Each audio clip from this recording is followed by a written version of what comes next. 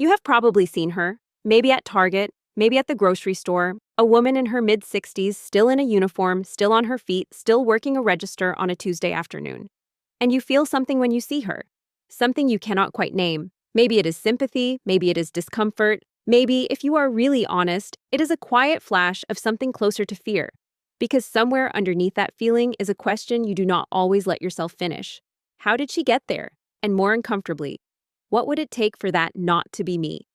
This video is the answer to that question. My name is Mila, and I'm obsessed with the small moves and hidden nuances that build real wealth, especially for women. And in this video, we are going to cover 3 things. First, the financial reality many women are actually living inside, whether they have named it or not. Second, the 4 truths about women and money that mainstream finance education rarely says directly. And finally, the 6 strategies that help turn that reality into a stronger, more protected financial life. Section 2. The reality many women are living inside. So let us begin with the part that matters most, the reality. Think about a woman you probably know. Maybe she is you. She wakes up, goes to work, handles what is on her plate, pays her bills, keeps things moving. She is not reckless. She is not blowing money in obvious ways. She is not ignoring her life. From the outside, she looks composed, functional, fine. But there is this moment that keeps happening. She opens her banking app, and even when the number is okay, not amazing, and not terrible, just okay, there is a flicker, a low hum of unease. Like she's doing enough, but not quite enough. Like one unexpected thing, a job loss, a health issue, a relationship ending, a family emergency, could shake more of her life than it should. And that feeling matters because a lot of women have learned to dismiss it. They tell themselves they are overthinking. They tell themselves they are being dramatic. They tell themselves everyone feels this way and adulthood is just stressful and no one ever really feels fully secure. But sometimes that feeling is not insecurity in the emotional sense. Sometimes it is intelligence in the financial sense. Sometimes it is your life quietly telling you that your structure is thinner than your appearance, because the math of money may be neutral, but the realities shaping women's financial lives often are not. In the United States, women earned about 85% of what men earned on average. Women are more likely to have caregiving interruptions that reduce lifetime earnings and savings. And women also tend to live longer on average, which means many women are trying to build financial durability across a longer horizon with more potential interruptions along the way. Section 3. The core thesis/direct answer. So here's the direct answer. Women do not need a different money strategy because they are less capable. They need a more intentional money strategy because the cost of drifting, delaying, and under-planning is often higher. And that matters because money for a woman is not only about building wealth in some abstract future sense, it is about retained choice. The ability to leave what is not working. The ability to survive a transition without it becoming a permanent setback. The ability to say no without fear of what that no will cost. The ability to keep your peace because your life has real structure underneath it. That is what this video is really about. Not just a bigger number. A life where the next chapter is still yours to write. So let us talk about the 4 truths mainstream finance education almost never says clearly enough. Section 4, truth number 1. Truth number 1, your financial risk pattern is different from what standard advice assumes. Most generic financial advice is built around a straight line. Earn steadily, contribute steadily, build steadily, retire steadily. Let compound growth do the rest. And for some people, that model is close enough. But for many women, it is not, because many women are more likely to have lives that do not move in one uninterrupted financial line. They are more likely to step out of the workforce or reduce work for caregiving. The U.S. Treasury says caregiving interruptions result in lower lifetime earnings and lower savings, and that women are more likely than men to work part-time and to spend fewer total years in the workforce because of unpaid household and care work. That is not one variable. That is several variables stacked on top of each other. Fewer uninterrupted earning years, more caregiving exposure, more potential time out, more years to fund in retirement, more ways for a normal disruption to have long-term financial consequences. And yet women are often handed the same default advice as if their lives will unfold in one smooth, uninterrupted line. Save 15%, max out your 401k, build an emergency fund, avoid debt, invest early. None of that is wrong. But not wrong is not the same as fully sufficient, because if your life is statistically more likely to have curves, pauses, and resets, then a plan built only for a straight line is not strong enough for your actual exposure. Think about what a 2-year career pause actually costs. And I'm not just talking about the income you miss in those 2 years. I mean the investment contributions that never happened, the compound growth that will never come back, the employer match that just disappeared. I mean the fact that when she steps back into the workforce, she is often re-entering at a lower salary than where she left while everyone around her kept climbing. So the cost of applying a straight-line plan to a curved life is not just a slightly smaller retirement account. It is the difference between having real options in your 50s and not having them. It is the difference between a career interruption that sets you back temporarily and one that sets you back permanently. This is where the problem stops being abstract and becomes structural. A woman can do many things right and still be financially more exposed than the standard plan assumes. The risk pattern is different, which means the plan genuinely has to be different too. And if the risk pattern is the first problem, what women often do in response to it is honestly the second one. Section 5. Truth number 2. Truth number 2. Staying passive with money costs women more than it looks. So in my work as a personal finance consultant, I've sat across from so many women who are smart, educated, earning well, and quietly years behind where they should be. Not because they were reckless, because they were passive. And I really want you to understand the difference between those two things because it matters. I had a client, let us call her Danielle, 38 years old, stable career, no debt. On paper, she looked completely fine. But when we actually sat down and mapped out her retirement picture together, she had been contributing the bare minimum to her 401k for 6 years. Why? Because she kept meaning to increase it when things felt more settled. Those 6 years of under-contributing, at her income level, represented a gap of roughly $80,000 in projected retirement savings when you factor in compound growth. $80,000. Not from recklessness, from delay. And here is why that hits women harder specifically. Danielle was already working with a shorter effective savings window than the standard plan assumes. A career pause, an income dip, a divorce. Any one of those would leave her with less margin to recover from 6 years of passivity than someone whose financial life runs in a straight line. The same delay on a more vulnerable foundation does not produce the same outcome. It produces a significantly worse one. Passivity is not just, I will deal with that later. It has a cost. And for a lot of women, because life stays full, layered, and demanding, later becomes a very expensive habit. For women carrying the additional risk factors we just talked about, passivity is not neutral. It is honestly one of the most expensive things a woman can quietly do. But the risk pattern and passivity are only part of the story, because there is a third thing happening that almost nobody names directly. Section 6. Truth number 3. Truth number 3. Many women are building a beautiful life before they have built a protected one. Let me say this carefully, because I mean it. There is nothing wrong with beauty, nothing wrong with softness, style, a well-designed home, good clothes, thoughtful details, or wanting your life to look and feel good. I love all of that. This channel loves all of that. A woman who invests in beauty is not doing something shallow simply because it is visible. The problem is not beauty. The problem is sequence, because a lot of women are funding the visible layer of life before they have fully funded the invisible one.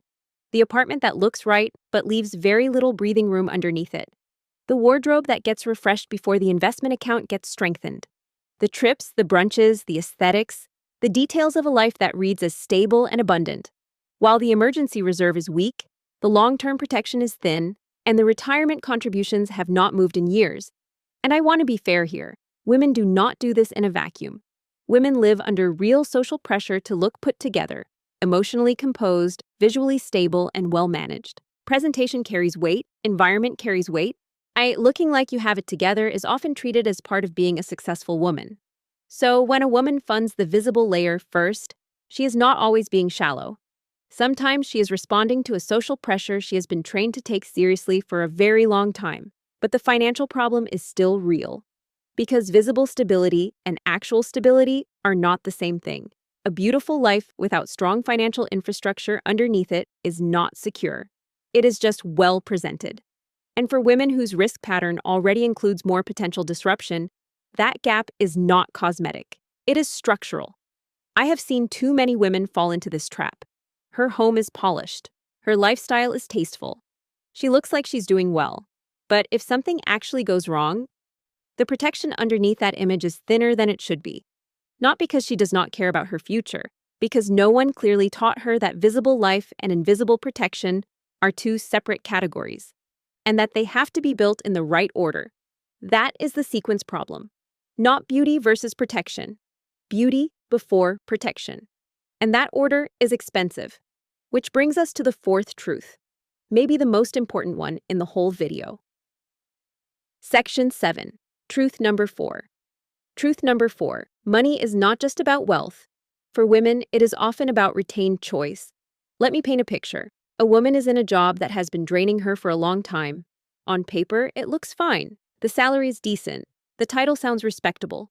The role is not dramatic enough to justify panic.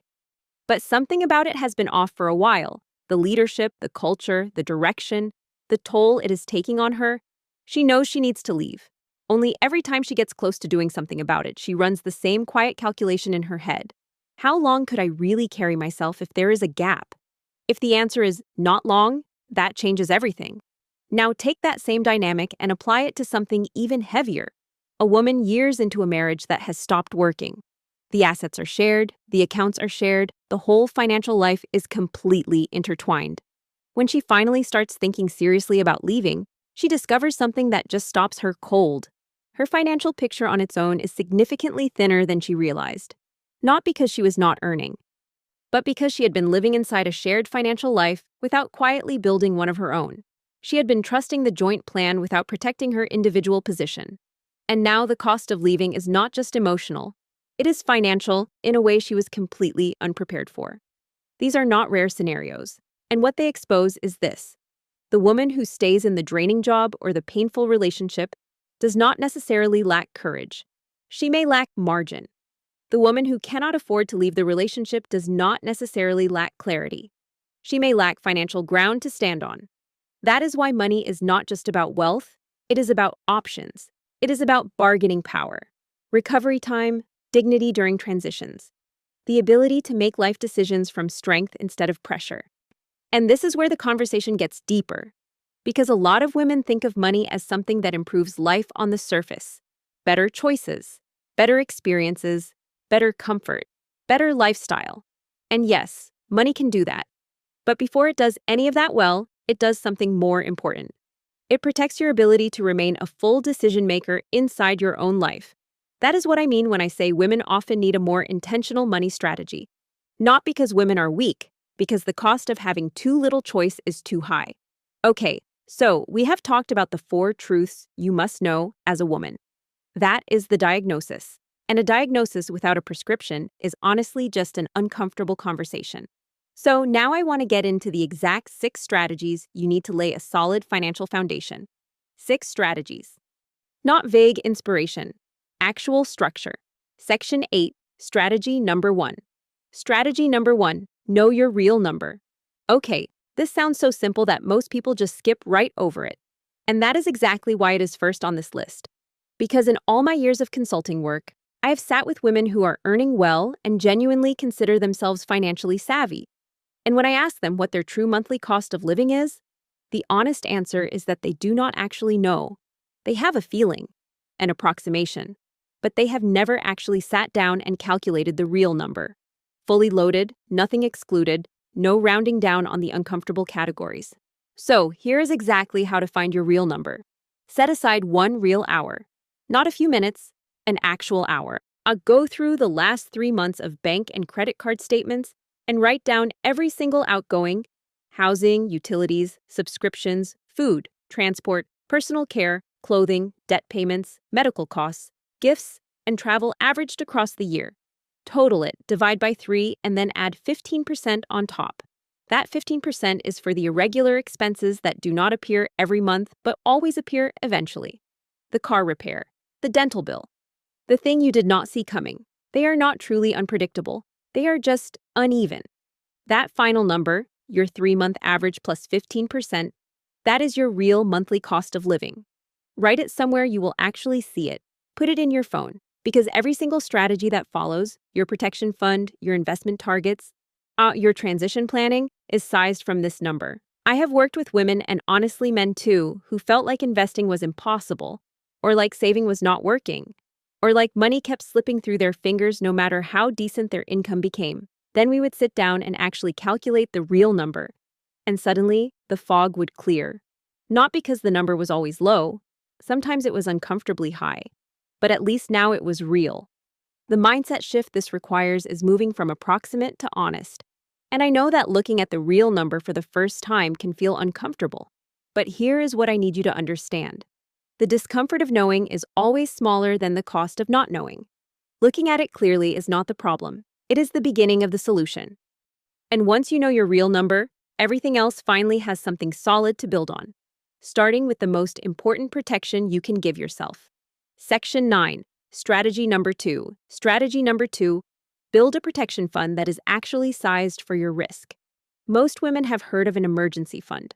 3 months. Put it in savings, use it when something goes wrong. That advice is not wrong. It is just not enough for everyone. 3 months may be a reasonable starting point for someone with highly stable income, no dependents, strong employability, and relatively low interruption risk. But many women are not carrying that exact profile. So here is how to size yours correctly for your real life. If you are in stable salaried employment with no dependents, 3 to 4 months is a reasonable starting point.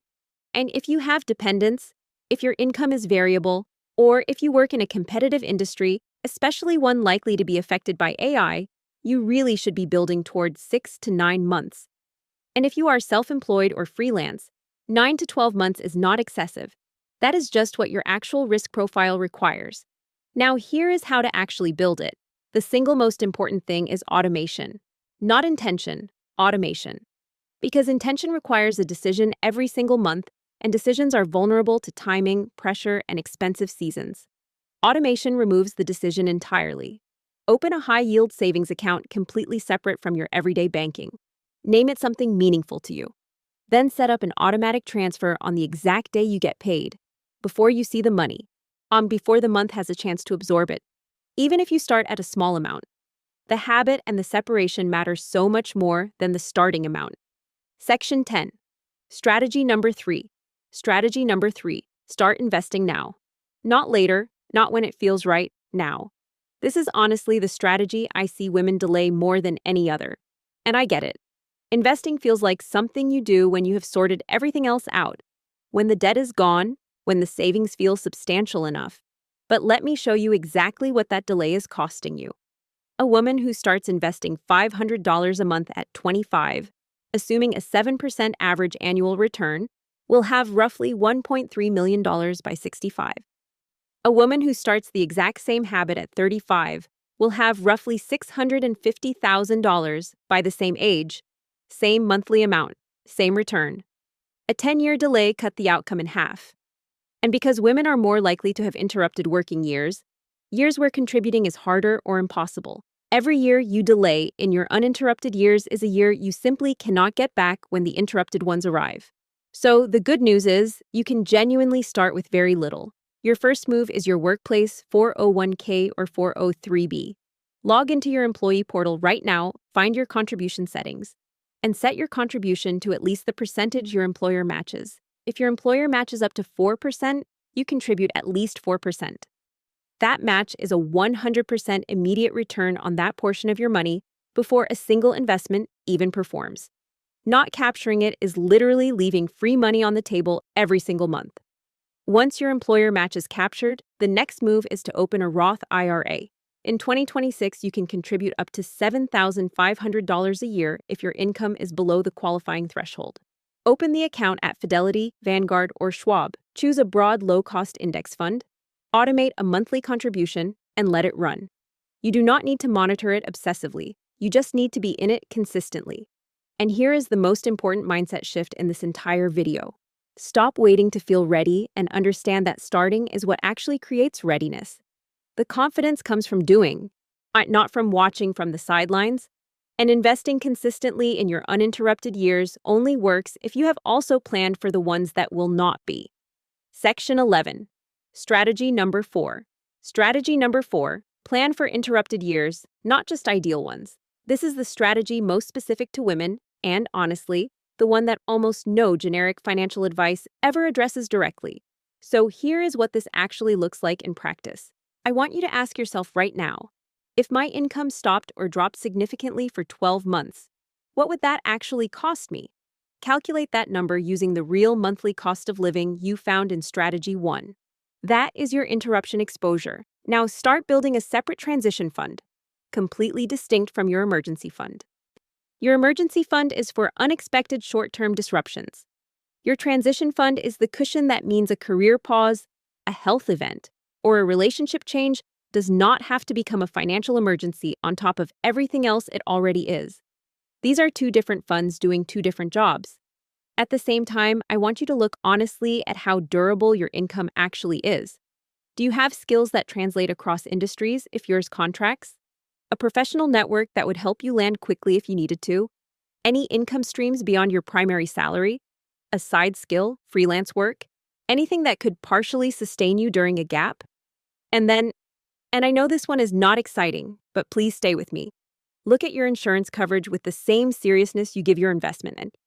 Disability insurance is one of the most underutilized financial protections available to women, and genuinely one of the most important. And here is something I really want you to sit with for a moment. The women who come through transitions with their dignity intact are often the women who built for the curve before they reached it.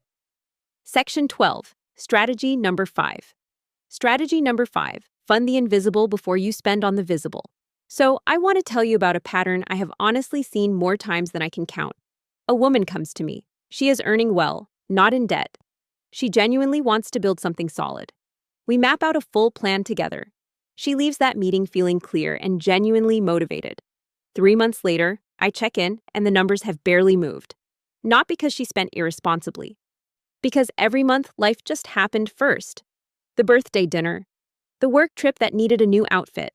The spontaneous weekend that felt completely deserved after a hard few weeks.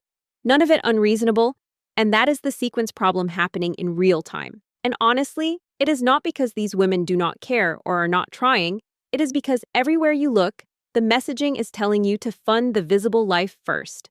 Your feeds are full of lives that read as effortlessly abundant. And when you are consuming that kind of messaging every single day, it quietly shapes what feels normal to spend on and what feels okay to delay, which means no amount of knowing better automatically stops the pattern. What stops it is a system that removes the choice entirely. Here is exactly how that system works. The moment your paycheck lands, before you look at what is in your account or think about what the month needs, your protection fund contribution leaves automatically. Your investment contribution leaves automatically. Then whatever remains is completely yours. Fully and freely yours. All of it guilt-free because the foundation was funded before the surface saw a single dollar. A beautiful month that came at the cost of your protection fund is not self-care. It is honestly just borrowing from your future self and paying interest in the form of anxiety. But a beautiful month that happened after your foundation was funded, that is both. That is the life you are actually building toward. Section 13, Strategy number 6. Strategy number 6. Always maintain your own financial ground, even inside a partnership. This one matters deeply. So let me paint a picture. A woman meets someone. Things are good. They move in together. Eventually, they merge finances. She earns, he earns, they build together. And for a while, that feels like enough. It feels like real security. What she does not fully notice is that somewhere in the merging, her individual financial identity quietly thinned out. Her own savings account has not been touched in 2 years. Her credit card in her own name got closed because they consolidated. Her retirement contributions slowed because the household was prioritizing something else. Nothing dramatic happened. The joint plan just gradually replaced the individual one. One of the most dangerous assumptions women make is that a shared financial life automatically protects them individually. It does not. Then something changes. It does not have to be dramatic. A separation, a shift in the relationship, a period where she simply needs to stand on her own financially for any reason. And she discovers that the financial ground she thought was hers was really theirs. And hers alone is significantly thinner than she ever realized. This is honestly one of the most painful financial situations I see women navigate.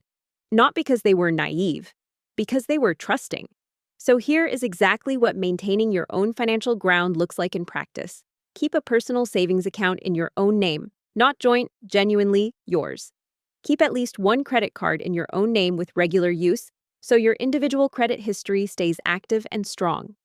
Contribute to a retirement account in your own name, regardless of how your household finances are structured, even if the contribution is smaller than you would like. This is not distrust. This is adulthood. You do not maintain your own financial ground because you are planning for failure. You maintain it because your financial identity should never disappear completely inside someone else's. Section 14, Closing. So, let us come back to where we started.